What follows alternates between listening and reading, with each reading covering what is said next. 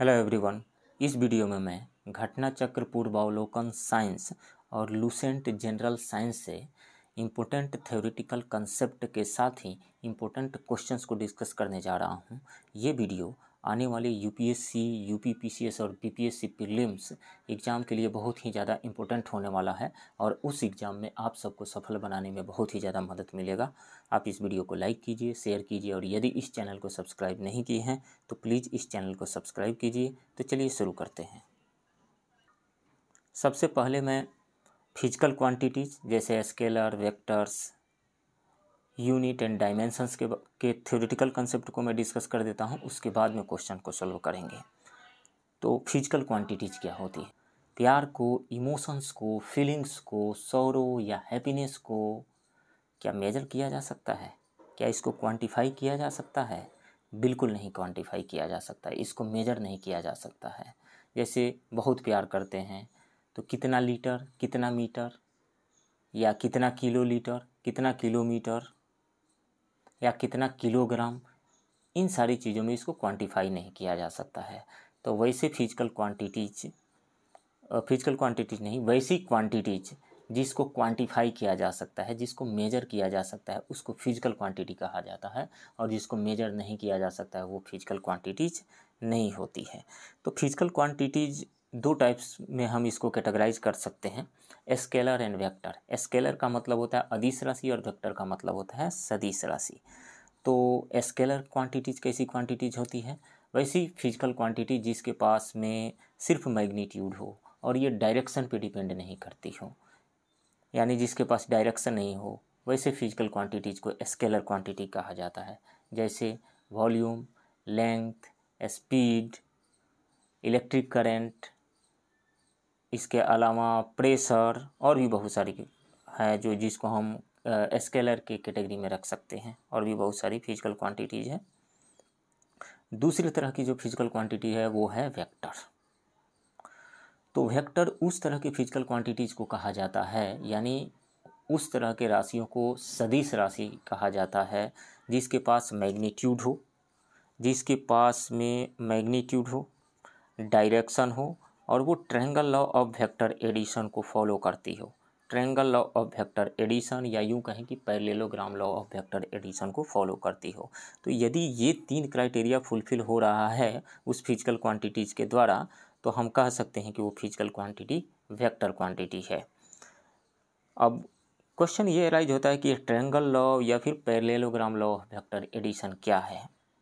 तो जैसे मान लीजिए कि कोई एक वेक्टर इधर है, ए वेक्टर है, और दूसरा वेक्टर यहाँ से शुरू हो रहा है, बी वेक्टर है। तो इसका रिजल्टेंट क्या होगा? तो इसका रिजल्टेंट जो होगा ए से, यहाँ से इसको ए कह दीजिए, इसको बी कह दीजिए, इसको सी कह दीजिए। ए से सी को मिलाने वाली जो रे है ये रिप्रेजेंट करेगी इसके रिजल्टेंट को। मतलब ये रहा कि किसी ट्रायंगल के दो साइड को किसी दो वेक्टर से एक ही ऑर्डर में रिप्रेजेंट किया जाए तो तीसरा साइड रिवर्स ऑर्डर का रिजल्टेंट को रिप्रेजेंट करेगा। जैसे मान लीजिए कि ए से बी तक ये वेक्टर जा रहा है, बी से सी तक दूसरा वेक्टर गया, यदि सी से ए तक हम लाते तो वो रिजल्टेंट को रिप्रेजेंट नहीं करता, वो सेम ऑर्डर में होता। तो रिवर्स ऑर्डर में क्या होगा, ए से बी तक गया, बी से सी तक गया, फिर सी से ए तक ना आकर के ए से सी तक जो जाने वाला होगा वेक्टर वो रिवर्स ऑर्डर का होगा और यही रिजल्टेंट को रिप्रेजेंट करेगा। इसका मतलब है कि हम लिख सकते हैं R is equal to A plus B, यही है triangle law of vector addition.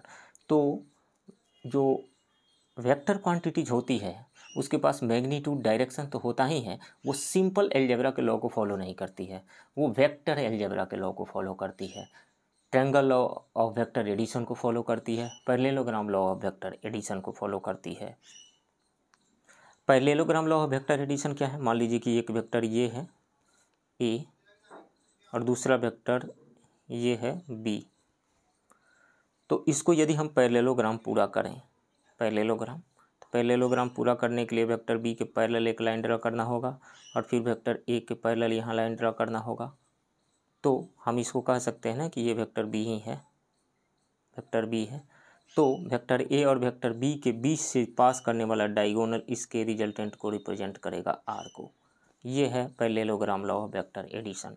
यदि इसको आप आगे लेकर के बढ़ते हैं तो रिजल्टेंट का जो फॉर्मूला हमारे पास आता है, resultant is equal to A square, यानी वेक्टर ए के मोड का स्क्वायर प्लस वेक्टर बी के मोड का square plus 2 mod of vector A mod of vector B into cos theta. Theta क्या है? दोनों के बीच का एंगल है। तो दोनों के बीच का एंगल कौन सा एंगल हम लेते हैं? या तो टेल एंड टेल के बीच का एंगल, जैसे ये थीटा हो गया, या फिर हेड एंड हेड के बीच का एंगल। तो फॉर्मूला आ गया रिजल्टेंट का under root a square plus b square plus 2ab cos theta. यदि सब्ट्रैक्ट करना है वेक्टर ए में से बी को, तो यहाँ पे जस्ट हम क्या करेंगे, माइनस कर देंगे, यानी under root a square plus b square minus 2ab cos theta होगा। वेक्टर क्वांटिटीज के एग्जांपल्स क्या होंगे? एग्जांपल्स में आप डिस्प्लेसमेंट ले सकते हैं, वेलोसिटी ले सकते हैं, फोर्स ले सकते हैं, एक्सेलरेशन ले सकते हैं, टॉर्क ले सकते हैं, इलेक्ट्रिक फील्ड ले सकते हैं, मैग्नेटिक फील्ड ले सकते हैं। इन सारी चीज़ों को हम वेक्टर क्वांटिटी में रख सकते हैं, वेक्टर क्वांटिटी के अंतर्गत रख सकते हैं। दो ऐसी फिजिकल क्वांटिटी है जिसमें बहुत ही ज़्यादा कन्फ्यूजन रहता है। एक तो इलेक्ट्रिक करंट स्केलर है या वेक्टर है, यहाँ कन्फ्यूजन रहता है, और दूसरा प्रेशर स्केलर है या वेक्टर है, वहाँ पर भी कन्फ्यूजन रहता है। तो ये दोनों ही स्केलर क्वांटिटी से है। Scalar quantity, electric current scalar quantity क्यों है? उसके पास मैग्नीट्यूड है, जैसे लेफ्ट से राइट 5 एम्पियर का करंट फ्लो हो रहा है, तो मैग्नीट्यूड भी है एंड डायरेक्शन भी है इसके पास। लेकिन यह सिंपल अलजेब्रा के लॉ को फॉलो करता है, वेक्टर अलजेब्रा के लॉ को फॉलो नहीं करता है। मान लीजिए कि इधर करंट जा रहा है और एक इधर से आकर के मिल गया, ये मान लेते हैं कि 5 एम्पियर है और ये 3 एम्पियर है, तो आगे कितना करंट जाएगा इसमें? 5 प्लस 3 8 एम्पियर का करंट आगे फ्लो करेगा। मान लीजिए कि ये एंगल 30 डिग्री था, अब एंगल बढ़ा करके 60 डिग्री कर दीजिए, तो भी 5 और 3 मिल करके 8 ही होगा, 8 एम्पियर ही होगा। 90 डिग्री कर दीजिए तो भी 5 और 3 मिल करके 8 एम्पियर ही होगा। मतलब ये सिंपल अलजेब्रा के लॉ को फॉलो कर रहा है। दूसरी तरफ प्रेशर की यदि बात करें तो फोर्स पर यूनिट एरिया को प्रेशर कहा जाता है, जो परपेंडिकुलर डायरेक्शन में होता है हमेशा इसके, इसलिए ये भी एक स्केलर क्वांटिटी है। इस पे क्वेश्चन पूछे गए हैं, आगे हम देखेंगे क्वेश्चन को। अब हम सीधे यूनिट पे आते हैं। तो 7 फंडामेंटल यूनिट्स है, इसके अलावा कुछ सप्लीमेंट्री यूनिट्स भी हैं और बहुत सारे जो है व्युत्पन्न यूनिट्स हैं, यानी डेराइव्ड यूनिट्स हैं बहुत सारे। तो 7 फंडामेंटल जो यूनिट्स है उसमें कौन कौन से हैं? लेंथ, लंबाई का यूनिट जो होता है वो मीटर होता है, इसका सिंबल स्मॉल m। द्रव्यमान यानी मास का किलोग्राम, द्रव्यमान को हम किलोग्राम में मेजर करते हैं, kg होता है। समय, टाइम, इसको सेकंड में मेजर करते हैं, स्मॉल s होता है इसका सिंबल। इलेक्ट्रिक करंट यानी विद्युत धारा को हम एम्पियर में मेजर करते हैं, एम्पियर को हम डिफाइन करेंगे अभी, और इसका सिंबल A होता है। टेम्परेचर को केल्विन में मेजर हम करते हैं और इसका सिंबल K होता है। ल्यूमिनस इंटेंसिटी यानी ज्योति तीव्रता, ल्यूमिनस इंटेंसिटी को हम लोग कैंडेला में मेजर करते हैं और इसका यूनिट होता है कैंडेला और इसका सिंबल CD। और पदार्थ की मात्रा यानी अमाउंट ऑफ सब्सटेंस, ये अमाउंट ऑफ सब्सटेंस को हम लोग मोल में मेजर करते हैं और मोल इसका सिंबल होता है। यहाँ पे 2 सप्लीमेंट्री यूनिट्स दिया गया है। समतल कोण यानी प्लेन एंगल्स, इसका यूनिट होता है रेडियन, RAD सिंबल होता है। और सॉलिड एंगल, इसको ST रेडियन में मेजर किया जाता है और SR इसका सिंबल होता है। घटना चक्र में एम्पियर को डिफाइन किया गया है, एम्पियर की परिभाषा यहाँ पे दी गई है। मैं समझाता हूँ ये है क्या। सपोज कीजिए कि ये एक करंट कैरिंग वायर है और ये दूसरा करंट कैरिंग वायर है। यहाँ पे इसमें I1 करंट फ्लो हो रहा है और इसका लेंथ L1 है, और राइट वाले में I2 करंट फ्लो हो रहा है और इसका लेंथ L2 है। तो चूँकि हम जानते हैं कि कहीं पर भी इलेक्ट्रिक करंट फ्लो होता है तो अपने चारों तरफ मैग्नेटिक फील्ड जनरेट करता है। तो फर्स्ट वायर जो है सेकंड के सरफेस पे मैग्नेटिक फील्ड जनरेट किया हुआ है और सेकंड वायर जो है फर्स्ट वायर के सरफेस के पास में मैग्नेटिक फील्ड प्रोड्यूस किया हुआ है। तो इस मैग्नेटिक फील्ड की वजह से दोनों एक दूसरे पे फोर्स एक्सर्ट करेंगे। तो यदि पैरेलल करंट इसमें फ्लो कर रहा है तो एक दूसरे को अट्रैक्ट करेंगे, और एंटी पैरेलल करंट फ्लो करेगा, मतलब एक में ऊपर जाए और दूसरे में नीचे जाए, तो ये रिपल्सिव फोर्स एक्सर्ट करेंगे।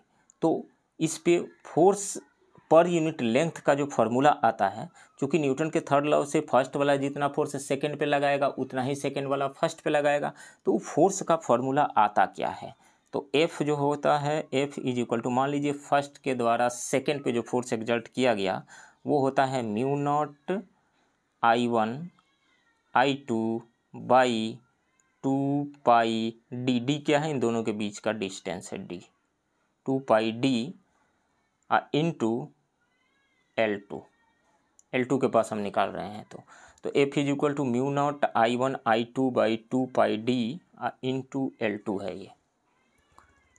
तो अब हम क्या करते हैं, L को यदि 1 मीटर मान लें, यानी सेकेंड वायर के 1 मीटर के लेंथ पे हम फोर्स निकालना चाह रहे हैं, तो L2 को आप 1 मीटर मान लीजिए, L2 को आप 1 मीटर मान लीजिए, और I1 को 1 एम्पियर यदि हम मान लें, I1 का वैल्यू 1 रख दें, I2 का वैल्यू भी 1 हम रख दें, तो और दोनों के बीच का जो डिस्टेंस D है 1 मीटर रखें, यानी क्या चीज़ें हमें 1 लेना है, I1 1, I2 1, L2 1 and D1 ले लेना है। तो यहाँ से क्या हो जाएगा, F इज इक्वल टू कितना हो जाएगा, म्यू नॉट बाई 2 पाई हो जाएगा। म्यू नॉट का वैल्यू होता है 4 pi into 10 to the power minus 7, 4 pi into 10 to the power minus 7, और नीचे में 2 पाई डिवाइडेड है, अब बाकी तो 1 1 रख दिए तो ख़त्म हो गया, 2 पाई से 2 पाई कट गया, यहाँ पे 4 पाई कट गया 2 टाइम्स में, यानी फोर्स का वैल्यू आ गया 2 into 10 to the power minus 7 newton. ये कितने पे फोर्स है, 1 मीटर लेंथ पे फोर्स है, तो यानी फोर्स पर यूनिट लेंथ का जो वैल्यू आ गया 2 into 10 to the power minus 7 हो गया। इसका मतलब ये रहा कि जब दो पैरेलल वायर्स के बीच का डिस्टेंस 1 मीटर हो और दोनों के बीच में 2 into 10 to the power minus 7 newton का फोर्स पर यूनिट लेंथ पे, एट्रैक्टिव फोर्स पर यूनिट लेंथ पे लग रहा हो, तो उस केस में जो दोनों वायर में करंट फ्लो हो रहा होता है उसको 1 एम्पियर कहा जाता है। फिर से मैं रिपीट करता हूँ, दो पैरेलल वायर्स जिनके बीच का डिस्टेंस 1 मीटर हो और वो एक दूसरे पे पर यूनिट लेंथ पे यदि 2 into 10 to the power minus 7 newton का एट्रैक्टिव फोर्स एक्सर्ट कर रहे हों, तो उन दोनों वायर में फ्लो करने वाले करंट को 1 एम्पियर करंट कहा जाता है। ठीक है, अब देखते हैं इसमें क्या डेफिनेशन, इसी चीज़ को यहाँ पे डिफाइन किया गया होगा।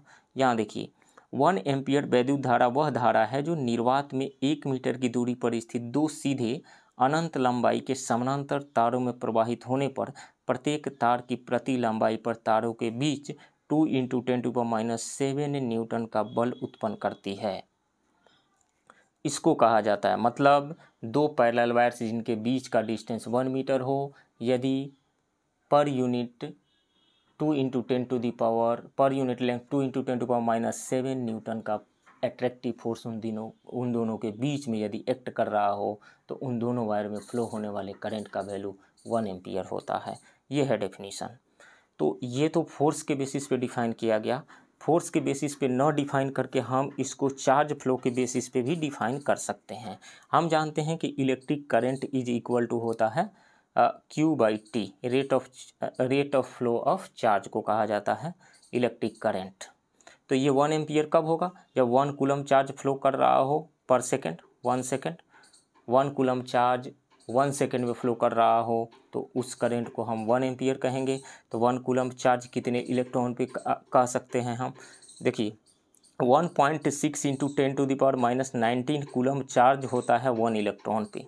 तो 1 कूलम चार्ज कितने पे होगा, 1 by 1.6 into 10 to the power minus 19 coulomb 1 electron पे। 1 कूलम चार्ज जो होगा इतने इलेक्ट्रॉन पे होगा, कितने, 1 by 1.6 into 10 to the power minus 19। तो ये माइनस 19 ऊपर जाएगा तो 10 टू द पावर 19 हो जाएगा, उसमें से 10 ले लीजिए तो ऐसे लिख सकते हैं 10 by 1.6 into 10 to the power 18 लिख सकते हैं, 18। तो 10 में 1.6 से डिवाइड करेंगे तो ये आता है 6.25, 6.25 इंटू 10 टू द पावर 18, मतलब 1 कूलम चार्ज जो होगा वो इतने इलेक्ट्रॉन पे होगा, 6.25 into 10 to the power 18 electron पे 1 कूलम चार्ज होगा। तो हम कह सकते हैं ना कि पर सेकेंड यदि 6.25 into 10 to the power 18 coulomb sorry 6.25 into 10⁻18 electron यदि पर सेकेंड फ्लो हो रहे हों किसी वायर में, तो उस वायर में फ्लो होने वाले करंट का वैल्यू 1 एम्पियर होगा। तो चार्ज के बेसिस पे भी हम इसको डिफाइन कर सकते हैं। अब हम मोल को डिफाइन कर देते हैं। मोल को डिफाइन करने के लिए सपोज कीजिए कि 1 दर्जन आपको केला लेना है, तो 1 दर्जन 1 डोजन बनाना में 1 दर्जन केला में कितने केला आएंगे? 12 आएंगे। 1 दर्जन आपको वाटरमेलन लेना है, तो उसमें कितने आएंगे? 12 ही आएंगे। 1 दर्जन एलिफेंट, उसमें कितने एलिफेंट आएंगे? 12 एलिफेंट आएंगे। 1 दर्जन केला का में 12 केला आएंगे और उसका मास जो है कुछ अलग होगा, M1 कह दीजिए।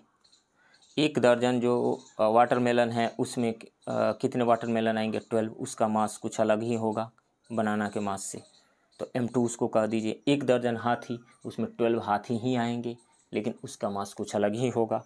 तो मतलब ये रहा कि 1 दर्जन कोई भी चीज़ हम ले लें उसमें कितनी क्वांटिटी जाएंगी? 12 क्वांटिटी जाएंगी। उसी तरीक़ा से किसी भी केमिकल सब्सटेंस का हम 1 मोल लेते हैं, 1 मोल, तो उसमें 6.023 इंटू 10⁻23 पार्टिकल्स ही आते हैं।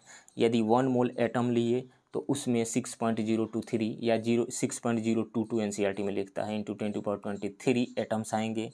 1 मोल मॉलिक्यूल हम ले लें तो 6.023 इंटू 10⁻23 मॉलिक्यूल आएंगे। उसमें 1 मोल आयन ले लें तो 6.023 इंटू 10⁻23 आयन्स उसमें आएंगे। 1 मोल यदि सोडियम एटम ले लें, 1 मोल सोडियम एटम हम ले लें तो कितने एटम्स आएंगे सोडियम के? 6.023 इंटू 10⁻23 सोडियम एटम आएंगे। 1 मोल कैल्शियम ले लें हम Ca, तो इसमें भी 6.023 इंटू 10⁻23 एटम्स ही आएंगे। लेकिन 1 मोल सोडियम का मास कुछ अलग होगा, 1 मोल कैल्शियम का मास कुछ अलग होगा। जैसे 1 दर्जन बनाना, 1 दर्जन वाटरमेलन, 1 दर्जन एलिफेंट, इन सब का मास अलग अलग है। तो हम कह सकते हैं कि 1 मोल में हमेशा इस नंबर को एवोगैड्रोज नंबर कहा जाता है। तो 1 मोल कोई भी केमिकल स्पीसीज हो, कोई भी केमिकल सब्सटेंस हो, उसमें हमेशा एवोगैड्रोज नंबर के इक्वल ही पार्टिकल्स या क्वांटिटीज आएंगी उसको। तो मोल का डेफिनेशन क्या हो जाएगा? यहाँ से हम देखें तो मोल्स को हम कह सकते हैं mole is equal to number of atoms divided by Avogadro's number, या number of molecules divided by Avogadro's number, या number of ions divided by Avogadro's number. एक तो ये फार्मूला हो गया। दूसरा, मोल्स इज इक्वल टू होता है mass by molecular mass, mass by molecular mass, mass by molecular mass. हम जानते हैं कि STP पे कोई भी किसी भी गैस के 1 मोल का आयतन यानी वॉल्यूम होता है 22.4 लीटर होता है।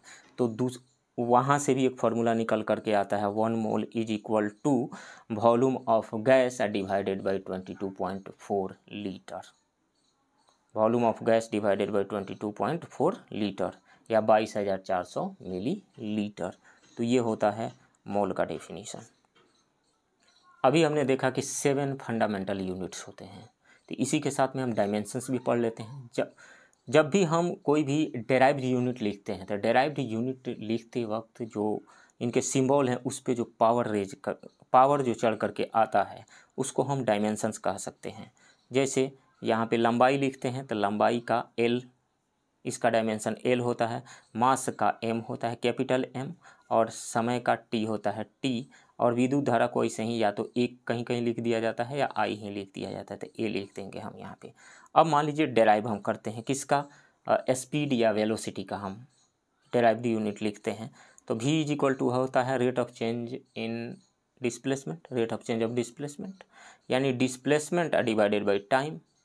तो डिस्प्लेसमेंट क्या होगा? एक लेंथ है तो लेंथ डिवाइडेड बाई टाइम। तो लेंथ का क्या होता है? लेंथ का होता है मीटर और टाइम का होता है सेकंड। तो यूनिट हो गया कितना? मीटर पर सेकंड। और इसका यदि हम डायमेंशन लिखें तो लेंथ का कितना हो जाएगा डायमेंशन? L हो जाएगा, और समय का L/T है तो ऊपर जाएगा तो कितना हो जाएगा? L/T-1 हो जाएगा। तो यहाँ M आया ही नहीं है तो M का पावर हम 0 लिख सकते हैं, ML/T-1 इसको हम। तो स्पीड या वेलोसिटी का डायमेंशन हो गया ML/T-1, यूनिट क्या हो गया? मीटर पर सेकेंड। अब मान लीजिए त्वरण यानी एक्सेलरेशन का यूनिट लिखना है, तो एक्सेलरेशन क्या होता है, rate of change in velocity, यानी एक्सेलरेशन इज इक्वल टू होता है rate of change in velocity यानी delta v by delta t. तो वेलोसिटी में चेंज क्या होगा, वेलोसिटी का क्या अभी देखा हमने मीटर पर सेकेंड होता है, तो मीटर पर सेकेंड हो गया rate of change in velocity, velocity में चेंज का, और नीचे में सेकेंड है तो मीटर पर सेकेंड स्क्वायर हो गया इसका यूनिट। तो इसका डायमेंशन क्या हो जाएगा, केजी तो आया नहीं है तो केजी का m0, मीटर का l और टाइम का t-2, तो ये होगा इसका डायमेंशन। उसी तरीक़ा से यदि हमें टॉर्क का लिखना है, टॉर्क होता है force into perpendicular distance, R F होता है। तो आर क्या है, डिस्टेंस हो गया यानी मीटर, और फोर्स का कितना होता है केजी मीटर पर सेकेंड स्क्वायर, केजी मीटर पर सेकेंड स्क्वायर। तो यूनिट क्या हो जाएगा, 2 मीटर आ गया ना, तो केजी मीटर स्क्वायर पर सेकेंड स्क्वायर। तो डायमेंशन क्या होगा, केजी का m हो जाएगा, मीटर का l2 और t का -2। तो डायमेंशन क्या हो जाएगा टॉर्क का, ml2 t-2। अब हम कुछ महत्वपूर्ण यूनिट्स के बारे में, कुछ महत्वपूर्ण मात्रक, ये मैं लूसेंट से लिया हुआ हूँ, लूसेंट के साइंस से। अत्यधिक लंबी दूरियों को मापने में प्रयोग किए जाने वाले कुछ मात्रक। तो सबसे पहला है खगोलीय इकाई यानी एस्ट्रोनॉमिकल यूनिट्स, जिसको AU कहा जाता है। तो ये है क्या, सूर्य और पृथ्वी के बीच का मीन डिस्टेंस यानी एवरेज डिस्टेंस, ये है एस्ट्रोनॉमिकल यूनिट। तो डिस्टेंस है तो किस चीज़ का यूनिट होगा, डिस्टेंस का यूनिट होगा ये। तो 1 astronomical unit is equal to होता है 1.495 इंटू 10⁻11 मीटर्स होता है। सन एंड अर्थ के बीच का मीन डिस्टेंस 1.495 इंटू 10⁻11 मीटर्स होता है। और दूसरी तरफ लाइट ईयर, प्रकाश वर्ष, ये क्या है, ये भी डिस्टेंस का ही यूनिट है। तो प्रकाश वर्ष क्या होता है, निर्वात में एक साल में, एक वर्ष में प्रकाश जितनी दूरी तय करता है उसी को कहा जाता है 1 लाइट ईयर।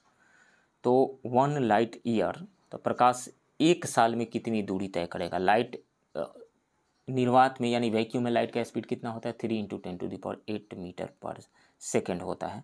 तो टोटल डिस्टेंस कितना हो जाएगा, तो स्पीड इंटू टाइम यानी 3 × 10⁸ इंटू टाइम 1 ईयर लेना है। तो 1 ईयर मतलब 365 डेज है, तो 24 आवर, 24 आवर है तो 60 मिनट, फिर 60 सेकेंड। इन सब को जब हम मल्टीप्लाई करते हैं तो ये निकल कर के आता है 9.46 इंटू 10⁻15 मीटर के इक्वल आता है। तीसरा है पारसेक, यह भी दूरी मापने का ही एक यूनिट है, इकाई है। और 1 पारसेक इज इक्वल टू कितना होता है, 1 parsec is equal to 3.08 into 10⁻16 metre होता है। तो 1 पारसेक को हम लिख सकते हैं, 1 पारसेक इज इक्वल टू या तो 3.26 लाइट ईयर लिख लीजिए आप, 1 पारसेक इज इक्वल टू, इसको हम लिख सकते हैं 3.26 लाइट ईयर, या फिर 3.08 into 10⁻16 metre 1 parsec is equal to होता है। तो 1 light year is equal to 9.46 into 10⁻15 metre, 1 parsec is equal to 3.26 light year, ये इक्वल होता है 3.08 इंटू 10⁻16 मीटर के।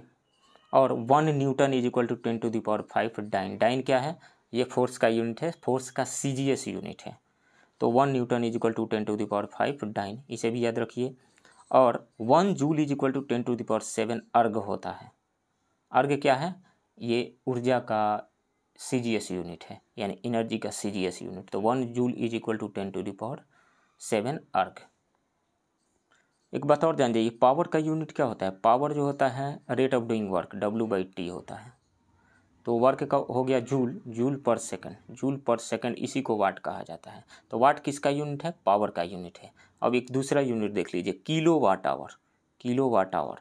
जैसे मीटर लगा रहता है घरों में, वो किलो वाट आवर में मेजर करता है। 1 किलो वाट आवर को 1 यूनिट इलेक्ट्रिसिटी कहा जाता है। तो किलो वाट आवर पावर का यूनिट नहीं है, यहाँ आवर से मल्टीप्लाई हो गया है। किलो वाट रहता तब तो पावर का यूनिट मान लेते, लेकिन ये किलो वाट आवर पावर का यूनिट नहीं है, ये किसका यूनिट है, एनर्जी का यूनिट है। और 1 किलो वाट आवर को 1 यूनिट बिजली कहा जाता है, इलेक्ट्रिसिटी कहा जाता है। और ये होता है 3.6 इंटू 10⁶ जूल के इक्वल होता है। इसे भी याद रखिए, पूछा जाता रहा है ये एग्जाम में। और दूसरी बात 1 इलेक्ट्रॉन वोल्ट। इलेक्ट्रॉन वोल्ट क्या है? इलेक्ट्रॉन वोल्ट भी एनर्जी का ही यूनिट है। तो 1 electron volt is equal to होता है 1.6 इंटू 10⁻⁻19 जूल के इक्वल। इसे भी याद रखिए, ये भी पूछा जा सकता है। अब हम लंबाई के कुछ यूनिट देखते हैं। तो 1 kilometre is equal to 1000 metre, ये तो सब कोई जानते हैं। यहाँ पे थोड़ा सा कन्फ्यूजन रहता है। 1 मील यानी 1 mile is equal to 1.6 kilometre, और 1 नॉटिकल मील इज इक्वल टू 1.852 किलोमीटर होता है। और ये तो हम देख ही चुके हैं। एक astronomical unit is equal to 1.495 into 10⁻11 metre. 1 light year is equal to 9.46 into 10⁻15 metre. या हम यूँ कह सकते हैं कि 48,612 एस्ट्रोनॉमिकल यूनिट और 1 parsec is equal to 3.26 light year. ये इक्वल होता है 3.08 इंटू 10⁻16 मीटर की। द्रव्यमान के मात्रक 1 ounce is equal to 28.35 gram, और 1 pound is equal to 16 ounce या फिर 453.52 ग्राम, और 1 kilogram is equal to 2.205 pound, और 1 क्विंटल तो ये तो सब कोई जानता है। 1 metric ton is equal to 1000 kilogram. क्षेत्रफल के मात्रक 1 एकड़ इज इक्वल टू होता है, ये गज और फुट में तो नहीं, लेकिन ये 4046.94 वर्ग मीटर यानी 4046.94 स्क्वायर मीटर के इक्वल होता है 1 एकड़ इज इक्वल टू। और 1 हेक्टेयर इज इक्वल टू 2.5 एकड़ के इक्वल होता है। और 1 square mile is equal to होता है 2.6 स्क्वायर किलोमीटर, या फिर 256 हेक्टेयर, या फिर 640 एकड़। तो इसमें से इम्पोर्टेंट क्या है? एकड़ वाला ये याद रख लीजिए और हेक्टेयर वाला याद रख लीजिए। 1 एकड़ इज इक्वल टू 4046.94 वर्ग metre, and 1 hectare is equal to 2.5 एकड़। आयतन के मात्रक 1 लीटर इज इक्वल टू 1000 घन सेंटीमीटर यानी cubic centimetre. 1 litre is equal to 1000 cubic centimetre, और 1 gallon is equal to 3.785 litre. अब हम कुछ 10 के पावर्स को देख लेते हैं। 10⁻18 है तो उसको एक्सा कहा जाता है, ई उसका सिंबल है। 10⁻15 हो तो उसको पेटा कहा जाता है, पी इसका सिंबल है। यानी 10⁻18 को एक्सा, 10⁻15 को पेटा, और 10⁻12 को टेरा, टी सिंबल है इसका। 10⁻9 को गीगा, जी सिंबल है। 10⁻6 को मेगा, एम सिंबल है। 10⁻3 किलो, 10⁻2 को हेक्टो, 10⁻1 को डेका, और 10⁻−1 को डेसी। 10⁻2 को सेंटी, 10⁻3 को मिली, 10⁻6 को माइक्रो, 10⁻9 को नैनो, 10⁻12 को पीको, 10⁻15 को फेम्टो या फर्मी कहा जाता है। और न्यूक्लियस का साइज इसी के ऑर्डर का होता है। 10⁻18 को एटो कहा जाता है, ए सिंबल है। अब इस चैप्टर के क्वेश्चंस को सॉल्व कर लेते हैं। पहला क्वेश्चन है, निम्नलिखित में से कौन सी मूल भौतिक राशि है? तो अभी हमने देखा कि 7 जो है मूल भौतिक राशियां हैं। कौन कौन सी? लंबाई, द्रव्यमान, समय, ताप, विद्युत धारा, ज्योति तीव्रता एंड पदार्थ का परिमाण, 7 है।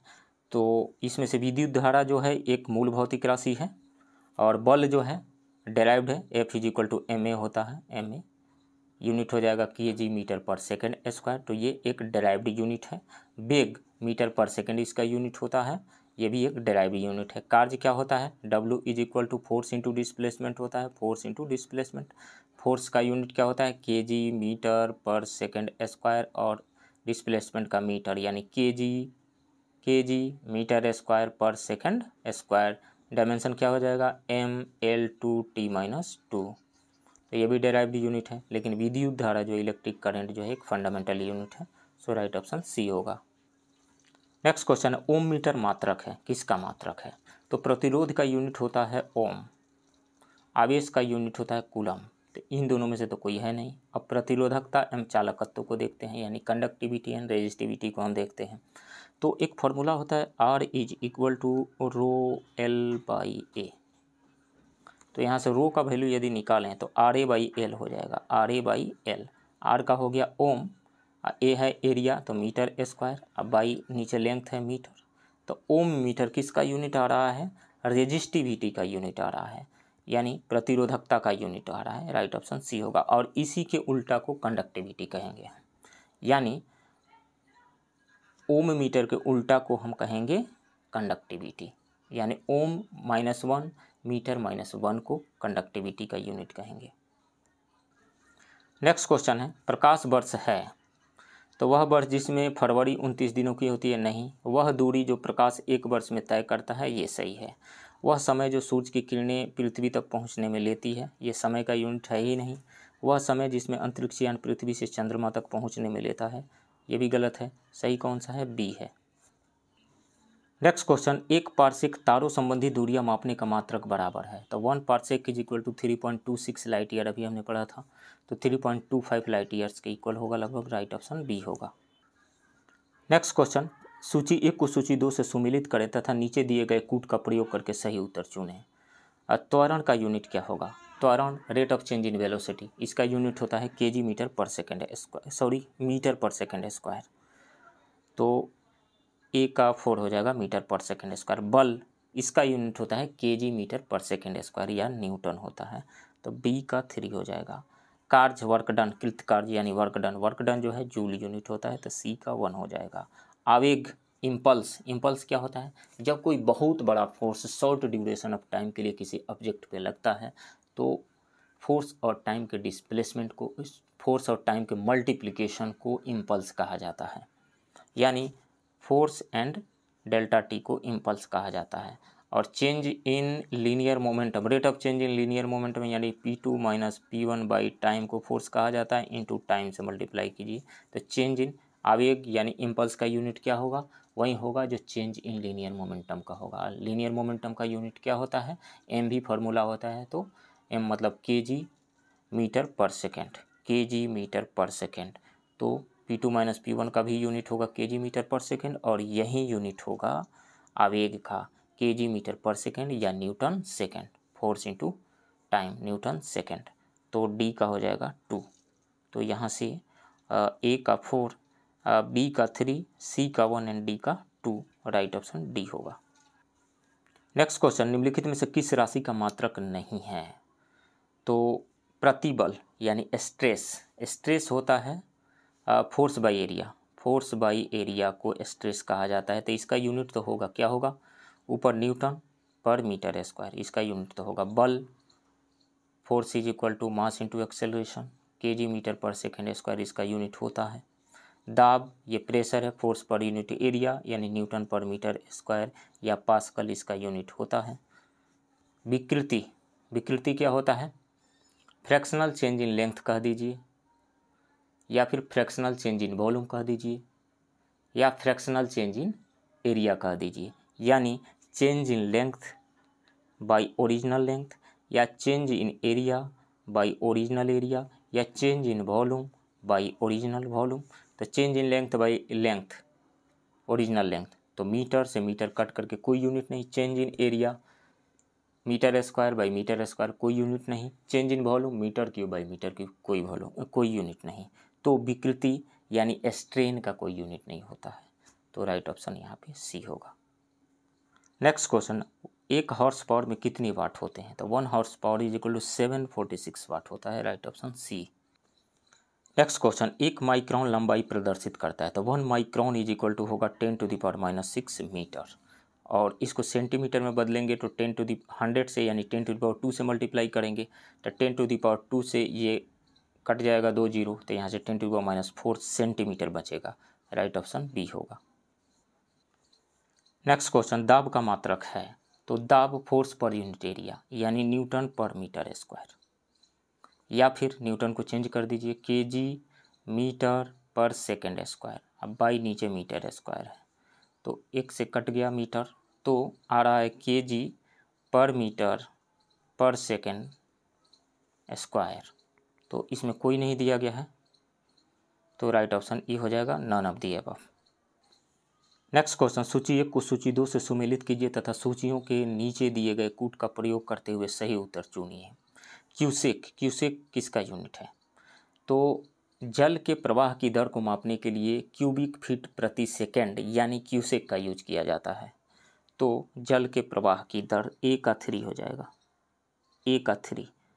तो A का 3 जो ही हुआ यहाँ से, तो A ख़त्म हो गया और C ख़त्म हो गया, B और D बचा हुआ है। अब यहाँ पे एक बार दिया गया है, बार किसका यूनिट है? प्रेशर का। तो D का 1 देख लेते हैं, D का 1 किस में है?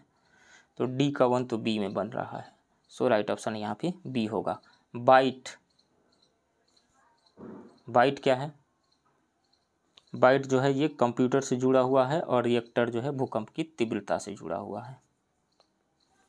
नेक्स्ट क्वेश्चन, निम्नलिखित में से कौन एक वायुमंडल के ओजोन परत की मोटाई नापने वाली इकाई है? तो वो है डॉप्सन। राइट ऑप्शन बी होगा। नेक्स्ट क्वेश्चन, निम्नलिखित में कौन सी राशि अदिश राशि है? तो बल एक सदिश राशि है, वेक्टर क्वांटिटी है। वेग यानी वेलोसिटी एक वेक्टर क्वांटिटी है। त्वरण यानी एक्सेलरेशन एक वेक्टर क्वांटिटी है। लेकिन दाब यानी प्रेशर एक स्केलर क्वांटिटी है। 3 वेक्टर क्वांटिटी है, फोर्स, वेलोसिटी एंड एक्सेलरेशन। लेकिन प्रेशर जो है एक स्केलर क्वांटिटी है। सो राइट ऑप्शन बी हो जाएगा। कौन सी अदिश राशि है? तो दाब एक अदिश राशि है। नेक्स्ट क्वेश्चन, तेल का एक बैरल निम्न में से लगभग कितना होता है? तो एक बैरल इज इक्वल टू होता है 1 barrel is equal to 158.9873 litre, यानी इसको हम लगभग लिख सकते हैं 159 लीटर के इक्वल होगा। राइट ऑप्शन बी होगा।